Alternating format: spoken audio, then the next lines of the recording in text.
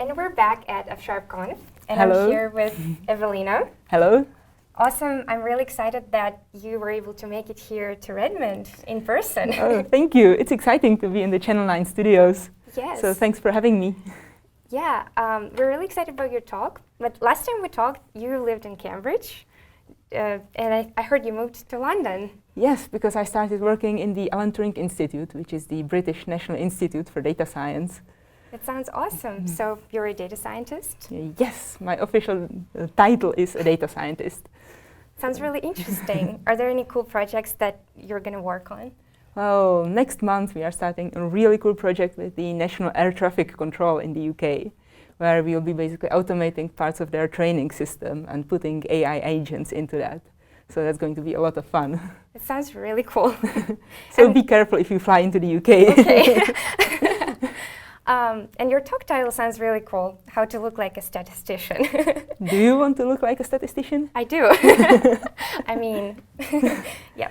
Yeah, so I think we'll switch from the enterprise usage of F# to more like cool uses for functional programming. Sounds cool. So I'll let you take it away. And Thank you. Yep, let's listen to your talk. So my title is How to Look Like a Statistician, Developer's Guide to Probabilistic Programming. So if you ask someone if they want to look like a statistician, well, am I a statistician? That's a question. As I mentioned, I work as a data scientist in the Alan Turing Institute. And if I ask someone, do they look like a statistician, they probably imagine someone like this. This is actually a famous statistician, Sir Brian Cox. He worked a lot on survival models. But yeah, if you also search how statisticians look like, do you want to look like a statistician? Well, have you heard the latest stats joke? Probably. The internet vision of a statistician is someone like this. And this is a stock photo of a statistician, and I really like this photo because the guy is wearing a lab coat. Statisticians don't wear a lab coat. And he's actually writing on the screen the other way around. So hopefully after this talk you will know how to look like this guy.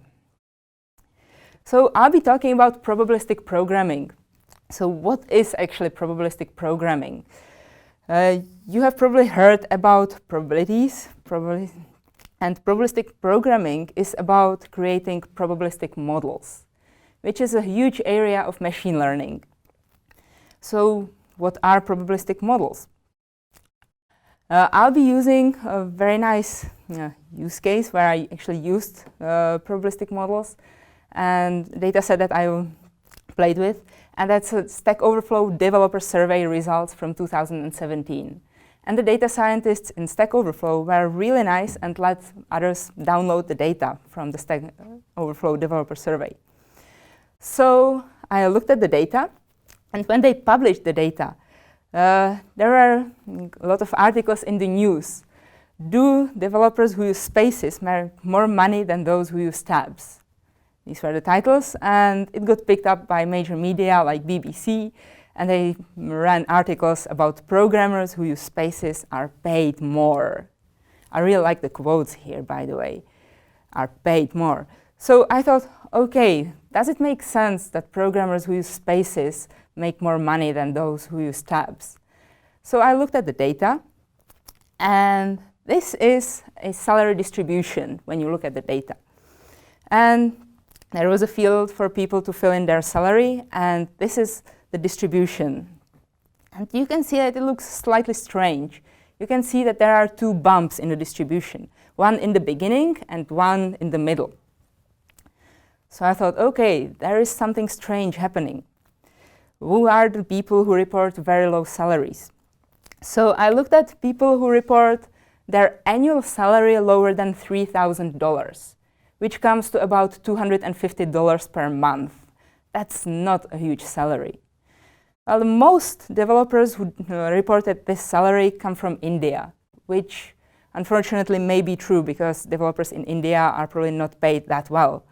But the second country that reported very low salaries is actually Poland, and then Russia, and then among the first 10 countries, there's also Germany. And then I thought, okay, there is something really strange happening there, because if developers in Germany report salary of $250 per month. That's not much. That's really weirdly low. So I decided to look at the data in more detail. And this is a distribution from different countries, from France, India, and United Kingdom. And you can see that these distributions have nice big bump in the middle. And then I plotted some of the suspicious countries. So this is the salary distribution in Central and Eastern Europe, coming from Germany, Poland, and Russia. And you can see that these distributions, they look different. For example, the Polish one, there are two nice big bumps. And in the Russian, that's the green one, the first bump is even larger than the second bump. And for Germany, there is one small bump and then a big bump in the middle. So what is happening there? Are there groups of developers that are paid nothing and then a lot of developers that are paid normal salary? Well, what's wrong? Well, my suspicion was that people didn't read the question properly.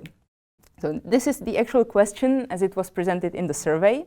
And it asked, what is your current annual salary in local currency? Blah, blah, blah, blah, blah.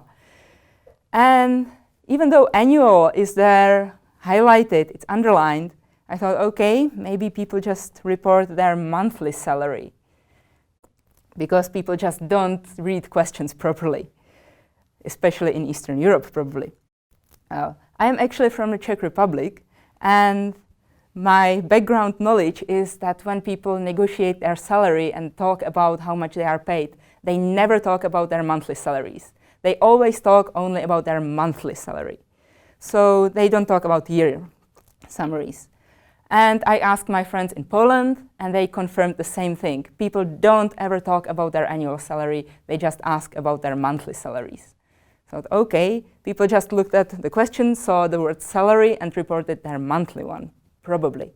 And I will use probabilistic programming in F# to show you how you can actually quantify that and find out what's the real salary and how many people can't read questions. So this is the salary distribution in Poland.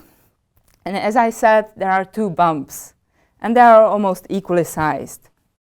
So what can I use to model the data like this? This is my theory that I will try to validate using the data. And I will use something that statisticians call mixture distributions. What is a mixture distribution? Well, it's a distribution that's formed by mixture of multiple normal or standard distributions. So this is an example of two Gaussians or normal distributions. You can see that they all have one bump and they are centered at different values. And if we do a mixture, we will just multiply them by a certain weight and sum them together. So now this is my mixture distribution where I mixed the two Gaussians with equal weights. I can also change the weights. For example, now the distribution to the right has larger weight and the distribution on the left has smaller weight, and they are about the same height right now.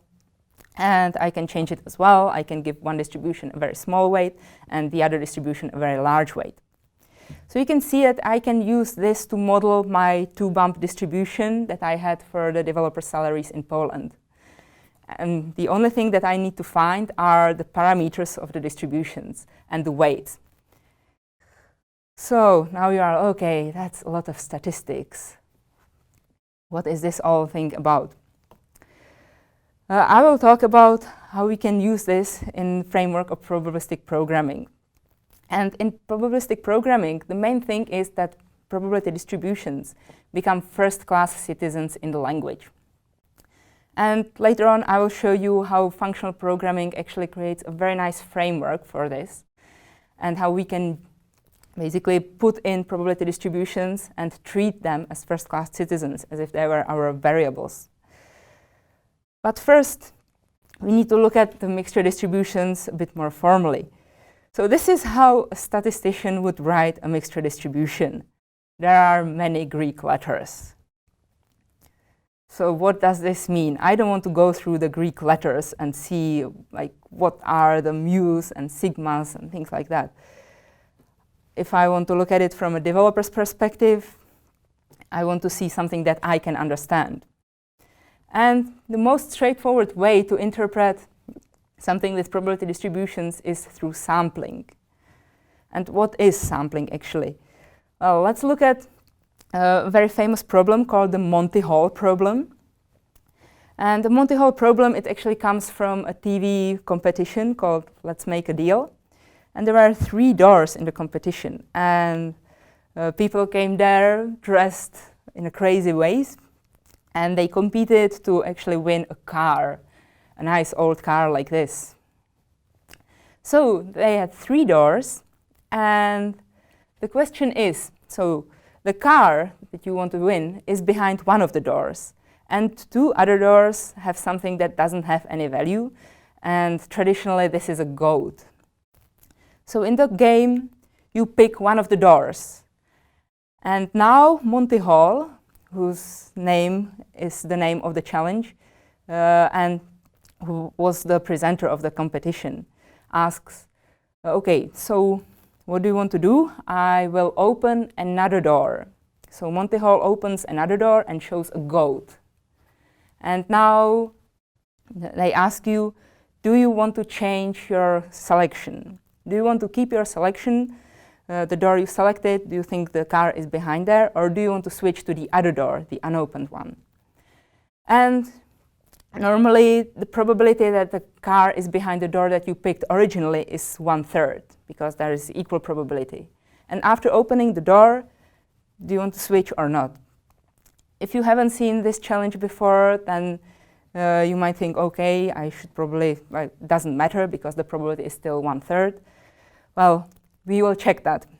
So after you change or not change the door, Monty Hall opens the other doors and shows another goat and a car. So how can we do this using probabilistic programming? Well, first I will start with normal sampling. This is my F# code to actually do a simulation from the Monty Hall problem.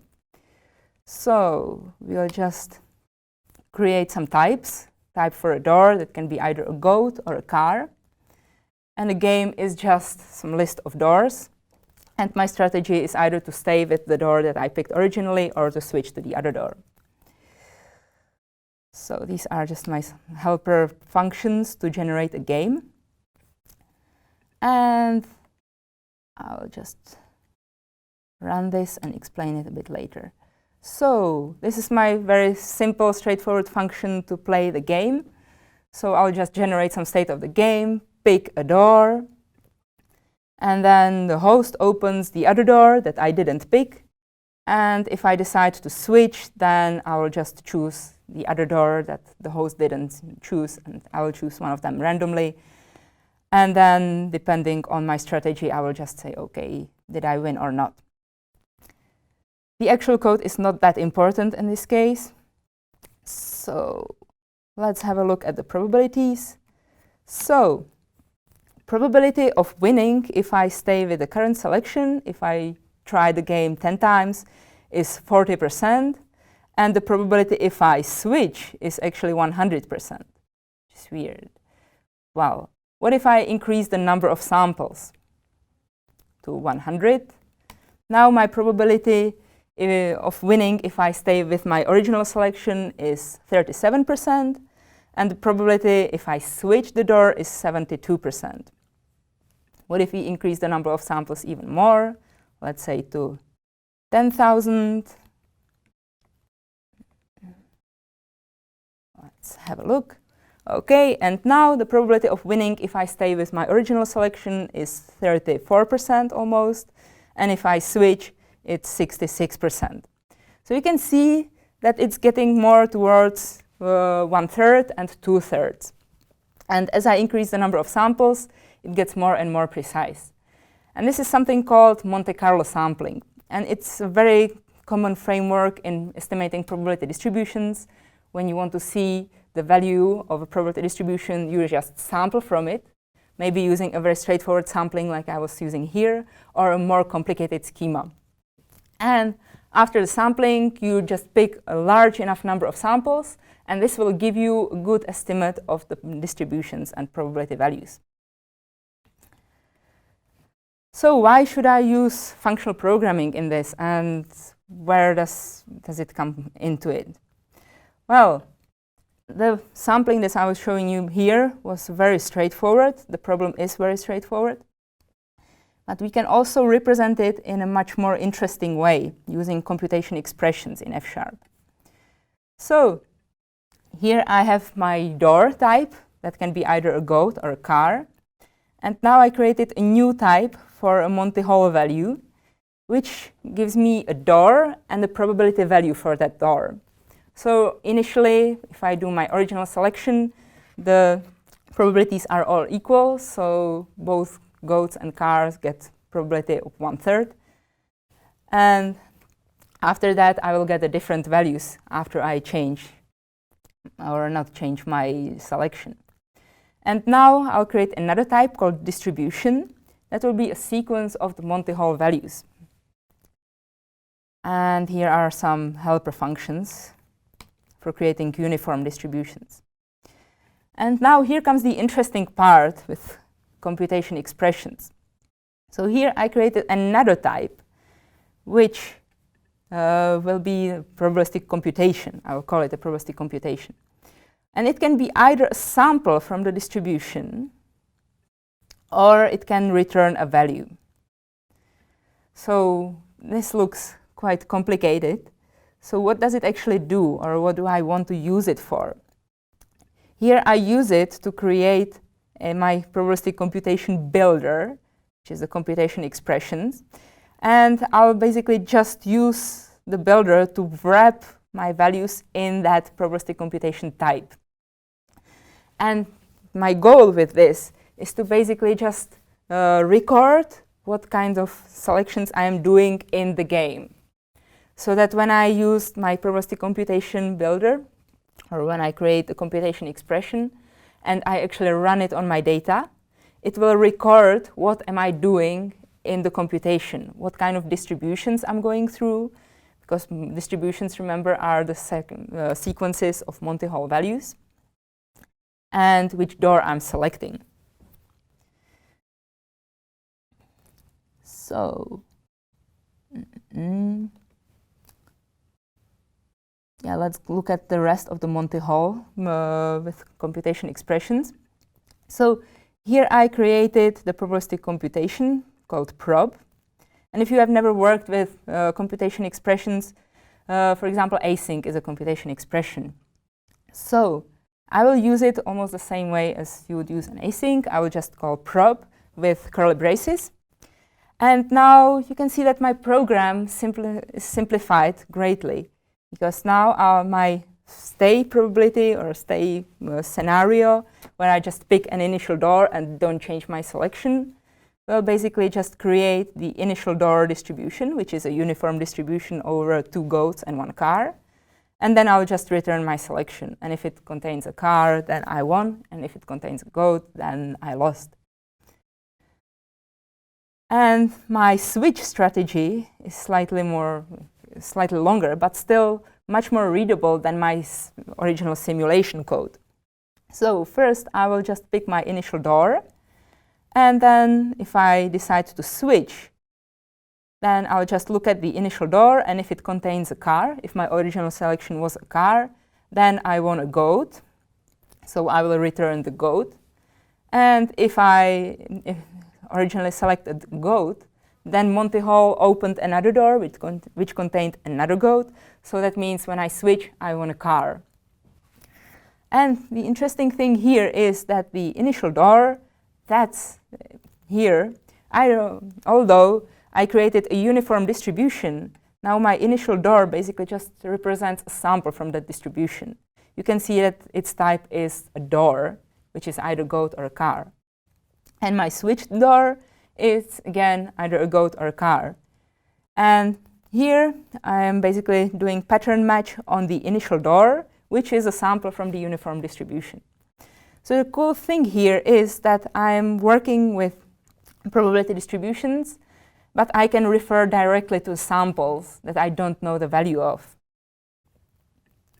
So let's actually run this. I have to run everything. And the only thing I had to do is actually wrap it in my computation expression, which is the prob keyword in this case.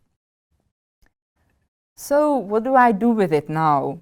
As I said, my type sample, etc., and return type basically just record what I'm doing and how the computation is processing the values. So here I will basically just enumerate all my options together with their probabilities. And I added some code that will print what I'm doing. And here is another helper function to actually just compute the final probabilities. So if I stay, let's have a look what the code went through.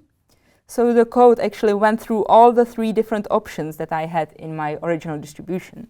So I could either select a car with probability 33%, or I could select a goat with probability 33%, or I could select the other goat with the same probability. And now my final result is a car with probability 33%, or a goat with probability approximately 67%. So here I got the values of the whole distribution. And what if I switch?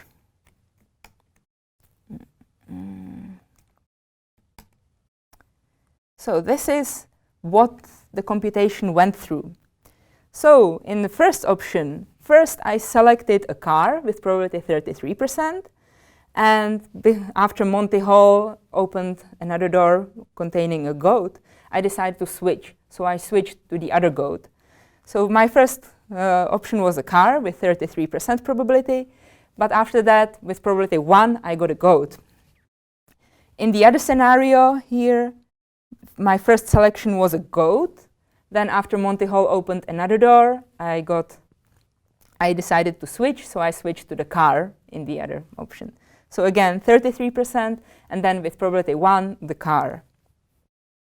And in the last scenario, again, I selected a goat in the first place. Monty Hall opened the other door, showed the other goat, and then I decided to switch, and I won a car with probability 100%.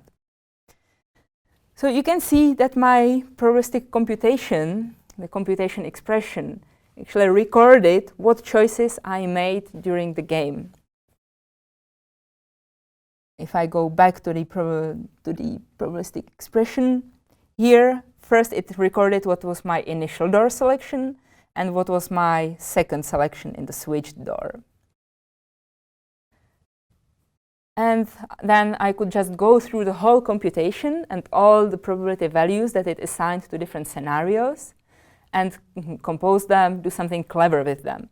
In this case, the probabilities were fairly straightforward, but in a more general case or more complicated cases, the probabilities would be more complicated, and then I would have to do something clever with them. But in this case, it allowed me to just summarize them directly.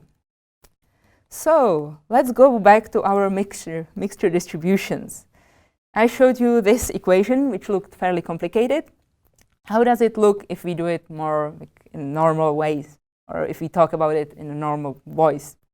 So a mixture distribution of a salary is equal to the probability that someone read the question correctly and then multiply it by the actual salary that they reported. Or the other scenario is that someone made a mistake, they didn't read the question properly, and then multiply it by 1/12 of the salary.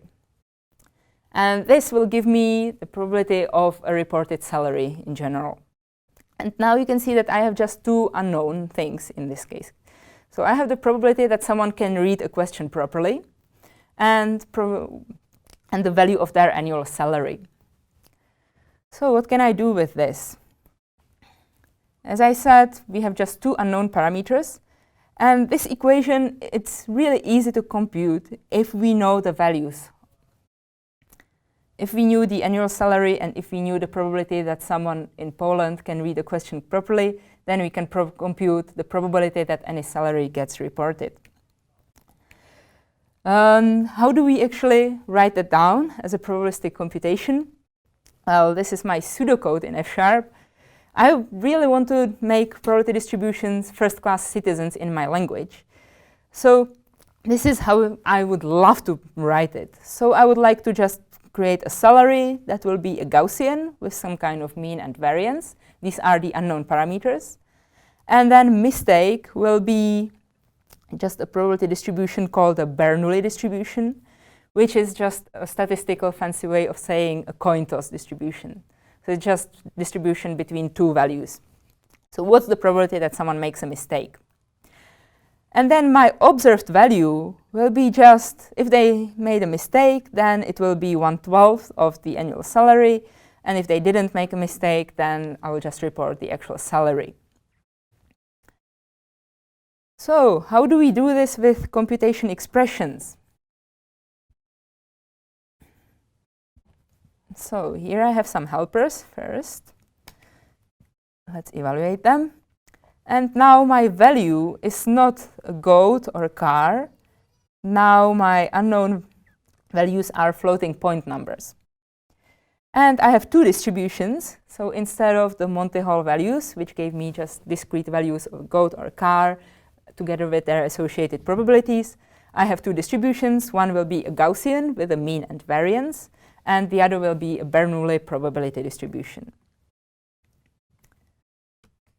And my probabilistic computation type looks exactly the same as I had in my Monty Hall problem. So again, I have a sample, or I have a return value. And the sample basically just records the distribution that I'm going through and the value, and returns another probabilistic computation.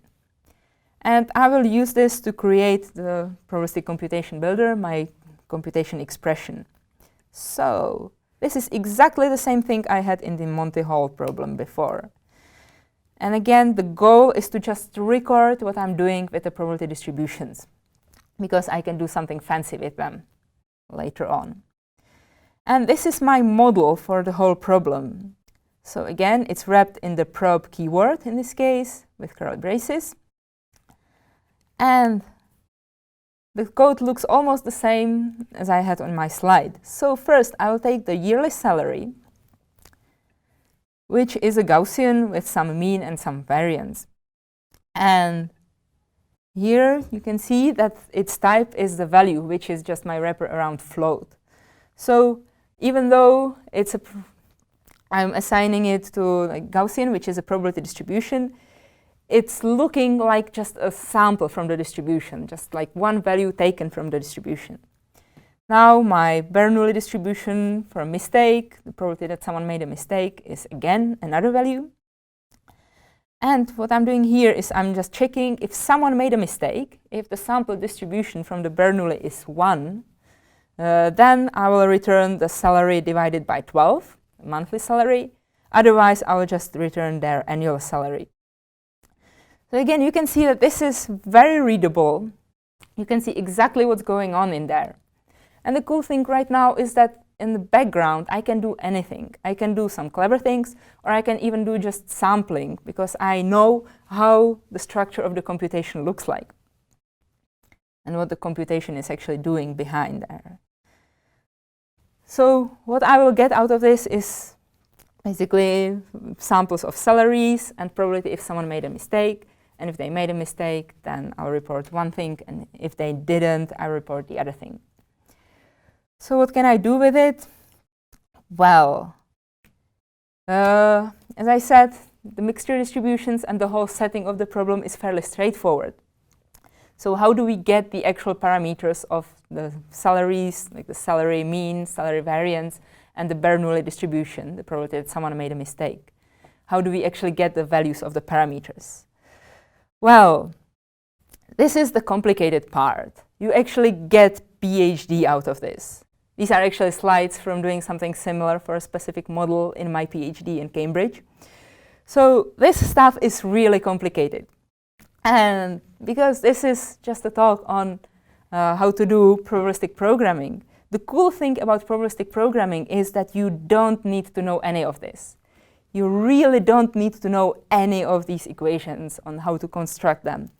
The only thing, if you are doing probabilistic programming, is you have to know how to specify the problem. And this is it. You just have to pick probability distributions, and the cool thing is it all happens in the background. And you let the author of the library or whatever you are using to figure out this complicated stuff.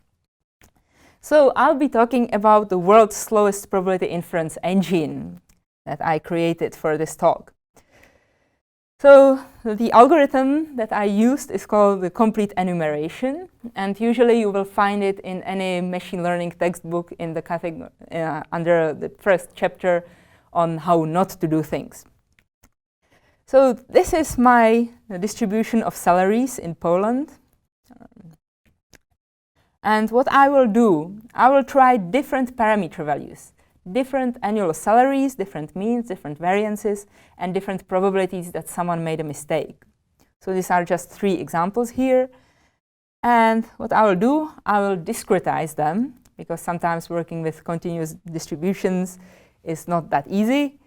So I will just discretize them. That means I will create bins and calculate how much mass is in each bin. And after this, I'll just compute the difference between the distribution that was observed, meaning the distribution that was reported in the Stack Overflow survey, and my theoretical distribution that I got from certain values of the means and probabilities. And then, after comparing them, I will find basically I'll just pick the closest distribution, the one that looks most like the data that were reported. So let's have a look at the demo, the world's slowest probabilistic inference engine. So here are my helper functions on how to discretize the values. And here I will just basically go through the distributions. And for example, I know that for a Gaussian, most weight is concentrated between 3 standard deviations from the mean. So I'll just take my Gaussian distribution, compute the standard deviation, and then basically just iterate through all the values between the distribution, the mean minus 3 standard deviations and mean plus 3 standard deviations. And I'll basically vary all the parameters. As I said, I'll just try different values for the means, different values for the probability that someone made a mistake. And as I said, I'll just work with discretized probabilities. The code is not very interesting, though, to be honest. And here is the interesting thing. Here I'm actually going through the probabilistic computation, the computation expressions that wrapped my choices in the sample or return types. So here I will just basically take the sample of my distribution, and for all the different parameters, discretize everything, and then just enumerate all the possible values. And I'll just compute the histograms for all the possible distributions. I'm going through this code fairly quickly, but the important thing with probabilistic programming is that you really don't need to write this kind of code. The only thing you are interested in writing is the actual model, and then let the engine behind that figure out how to compute everything. And this is my code to actually compute 2 histograms, 2 discretized probability distributions. And now my code to pick the most likely distributions. And I will apply it to Stack Overflow data. I have the data in a CSV file, so I'll just use the CSV type provider and basically just filter out the data that belong to Poland and just the developers that reported their salary. Now I got just 317 values, which is not that much. And the average reported salary is almost $21,000 per year. And the maximum reported salary one lucky guy in Poland is basically paid $110,000 a month, or a year, sorry. So now, actually, I will run my slowest probabilistic inference engine and find the most likely distribution that created the values that I saw in the histogram. So, and it ran fairly quickly. So actually, the distribution that created the values had a mean of $28,400 per year. And the interesting thing is that my probability distribution for the mistake value is 0.25. That means 25% of developers in Poland, I'm sorry, can't read questions properly. I'm sorry to all my friends in Poland, but 25% of the people just don't read questions properly in Poland. So this is my estimated distribution. This is how it looks when I actually plot it. So you can see that it basically estimated a nice two-bump distribution. One is the distribution for the people who actually made a mistake, and the other is for the people who didn't make a mistake. And as I said, the cool thing about probabilistic programming is that you don't really have to care about how it's done in the background. In the real world, there are two types of probabilistic programming language. One type is more procedural, where, for example, in Stan, you specify your model in a very similar way that I specified it here in F#, and then it gets compiled into C++, and then you run the compiled program. And then the other type of probabilistic languages is where, for example, Anglican, which is a nice functional probabilistic programming language in Clojure, where, again, you specify the program in a very similar way that I used, and then they just do very clever things with it in the background, either sampling or what you can use this kind of structure for when you actually create a program and report what's happening there and how the computation is progressing. You can differentiate the program and then take the derivative of the program and do some cool stuff with that. But as I said, the cool thing is you don't have to care about that. That's something for the authors of the probabilistic programming language or library to figure out. So this is the end of my talk. You can ping me on Twitter on Evelgap, and I also have a blog at evelinag.com. And if you are interested in probabilistic programming, probably use computation expressions, because that's a very nice way to actually hide all the complexity that's behind there and just take the computation and do cool stuff with it. Thank you. Yeah, hello. Oh, hello, Philip. Hi. I am here to facilitate Q&A. Thank you. I think my mic is on, should be good. Let's go here, let's see if we got some questions. Well, it wasn't really a question, but we did get a statement on Twitter about saying they're halfway through this great talk about probabilistic programming using F# and some pictures of empty pizza boxes. That's great. That's great to hear that people are actually enjoying that. So maybe I suppose that's people from Europe who are just relaxing somewhere with a beer in their hand and pizza. Maybe there's something that could be done in a future version of this talk about probability of how much pizza you think you're going to eat over a period of time, and if you've maybe misread the question or something like that. Yeah. Or if people reported their pizza consumption in kilograms or ounces. Yes, and then the survey respondent just takes those as raw numbers and says, well, this is the amount of pizza, unitless, if you will. So there were quite a few insights here. I think my favorite was definitely the people are probably not reading the question correctly when they're reporting salary information. Yes. Well, that's actually an interesting part of being a data scientist, because sometimes you have to deal with people just not behaving the way you expect them to, because the people come into play as well. And sometimes you just look at the raw data and do some conclusions from there, and then it doesn't make sense. Interesting. So one thing that I really liked was I really liked representing sort of this complex stuff in the form of a computation expression, because Well, I took calculus and differential equations, but that was a long time ago in college. I can't really read that anymore, but I can read computation expressions. So I'm kind of curious, like, what are some of the things that go really well? What are some things that go well and things that may not go so well if you want to try to model this with computation expressions or something else in F#? Because I'm kind of curious, because this looked great, but I'm curious if there are other things where it's like, oh, maybe a different approach in the language might be better. I guess I don't really know what that would look like. Well, the cool thing with this kind of computation expression is that it basically just records what you are doing there.